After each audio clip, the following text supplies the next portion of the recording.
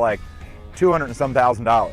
This is not in good condition. This has sat outside. It has corrosion on it. It's got a window that's been open getting rained in. There's birds that have been living in it. I think they nicknamed it the birdhouse. I'll take you guys for a tour of this thing.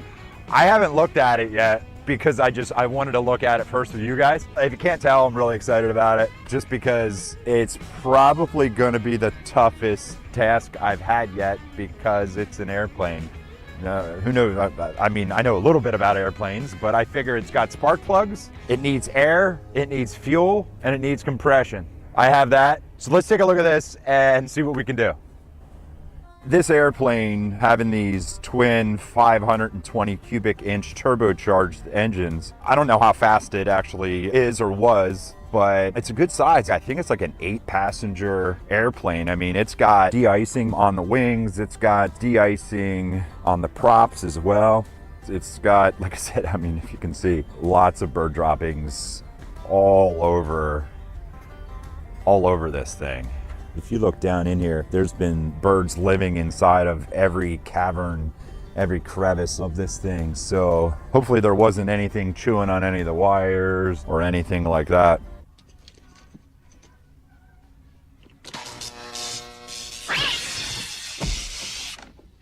I haven't been inside this airplane yet. When we got here today, the entry door here was wide open. All right, that's why it was wide open. Wow, look at the interior in here. Oh my gosh.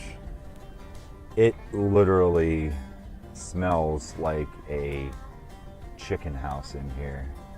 So these were known to have really nice leather interiors. They were pretty much like one of the nicest airplanes you could get. And unfortunately, this one having the window open and the door open just completely ruined the whole interior, which is such a shame. I don't know what everything looks like as far as under the carpet here and how much moisture got underneath there and possibly, you know, corroded the floor. But I would say, judging by the way this door panel here looks, it's not good. I mean, this actually even just, this actually here, just, there's nothing holding on it. I don't know how long ago it broke. And obviously we're gonna need some of the controls. One of the interesting things about an airplane is, you know, trying to start it. You have a propeller spinning right when you try to start it, so you can't try to start it by standing anywhere near it. You know, you can't work the throttle outside like you can in a car or a truck. It has to be done from a safe place. So, you know, it's like, are these throttles frozen? Are they not? You know, like that right throttle is frozen. Well, then you have your prop controls. These have to work, you know, to control the prop, you know, and they're frozen. You have a mixture. You know, these are a little bit different where you adjust the mixture on them. Yeah, which they're frozen. Pretty much everything is locked up and or frozen to this. So this is going to take a while. See what we got here. We got some Sporty's Pilot Shop. Brand new map and terminal, US terminal procedures. Got some airworthiness papers here. We got the official flight manual, Cessna 401A.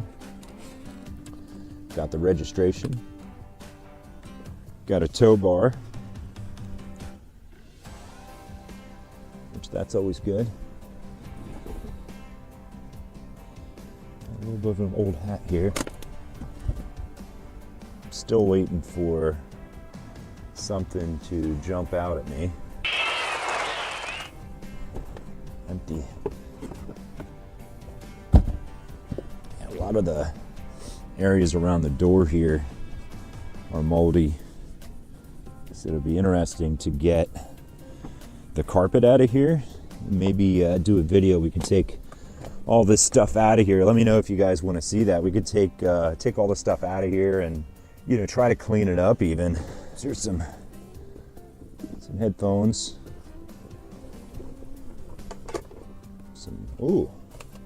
Some snap-on Allen wrenches. Some other headphones. I don't think we're going to be using those anytime soon. A little afraid to sit down in here, honestly. Oh, this is disgusting. Yeah, you can just see how the water coming in here. This is going to be the worst part. Well, the floor is not as bad as what I thought it was going to be, at least what I'm seeing now. I have to pull the seats out and get this all cleaned up to see, you know, see how bad it is. Got some old batteries in the glove box, flashlight. So here's the control lock. It keeps it from moving in the wind. Locked up solid. It's going to need some tools. I'll need some tools to get this out, but I'm curious to see if the flight controls are free.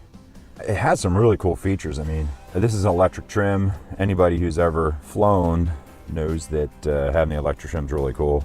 It's got a complete engine monitoring system in it. It does have autopilot, which is right here. I highly doubt it'll ever work again, but we'll check it out. Got the old King 155 comm radio, Apollo CNX-80. You know, we got an Avidyne Flightmax EX500, which in its day, this was awesome. You know, in its day, like all this stuff in here, I know for sure was like, you know, awesome, newest and greatest, right? What do we got here? Oh, got to have the emergency procedures. All the breakers over here. So we have a left and a right battery. Look at this amp meter. Literally, it's an old dial amp meter. We have, you know, the prime, left and right prime for the fuel pump. Right here we have the controls for the mags. Right mag, left mag for the right engine, right mag, left mag for the left engine. We have auxiliary fuel pump, because it's always good to have a backup, which has safety switches on it as well. And the starter button. Ooh. Oh, that one's sticky. Oh, that's not good. Looks like there's a couple different settings here. So I don't even know where the batteries are in this thing. So yeah, we got to figure out where the batteries are. We got to get some juices system. We have to spray down all the components that we're going to unscrew, because we already know both engines are locked up solid. I can't move the propellers, you know, even if I hang on one. So we're going to try to get it started. It's going to be an adventure. Put a post in the comments like, are we going to get it started? Is this going to run? Are we going to get one engine to run? Are we going to get both engines to run? Am I going to fail miserably? Put a post. Put your guess down. Yeah, it ought to be fun.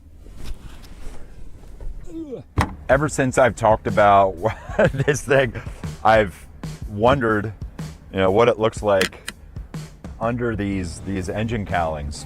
And I have looked up a lot of stuff online. It is turbocharged. It is a 520 cubic inch big block. I mean, and if you think about the cubic inch, it's a 6-cylinder, 520 cubic inch. The pistons in this thing are like 7 inches round. The connecting rods on them are huge. So yeah, so let's get this cowling off. Let's take a look at it.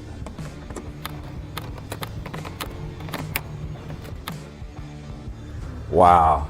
Yeah, look at the pile of bird crap. From what everybody's been saying about this airplane, my guess is it's been here for 16, 17 years, not running in place.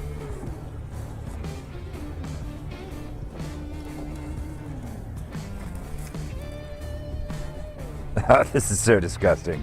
Obviously, we got to get all this stuff cleared out before we'd attempt to start it. Who knows what it's hiding. You know, it's one thing to get an airplane that's been a hangar queen for 20 or 30 years, much easier than getting one that's been a chicken coop for the last 16 years. You know, I kind of made the bet in a way that, you know, that I'd get it running. So yeah, so hopefully we can. Well, it's even got some gammy injectors in, which are not cheap.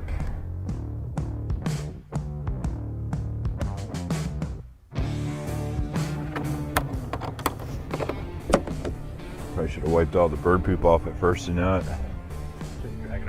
I know.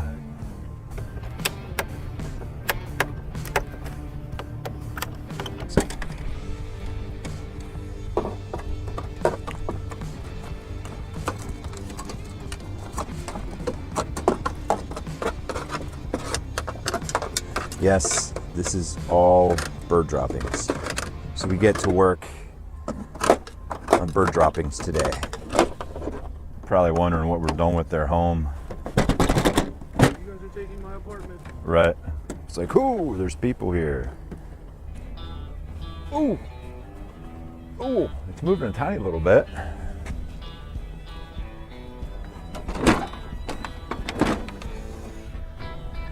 All right, so this cowling hasn't been off in a number of years.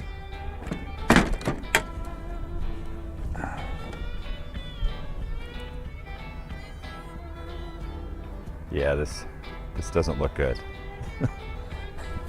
Like I was saying, like looking at the interior, the avionics and everything in the interior, back when this was parked, I would be willing to bet was the best of the best back then.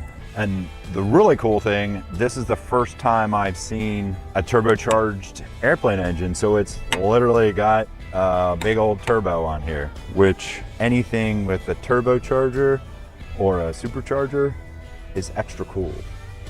So that's exciting. Now, it does mean that it does have extra controls though, and it's something that is extra that could be locked up. So, you know, trying to get it started it'll make it even more interesting. Yes, it's really gonna need a vacuum and pressure washer to even get this close to clean enough to be able to see anything. I mean, it's disgusting. To unbury the spark plugs here. The spark plugs looks pretty good because it's been covered in straw, compliments of the birds.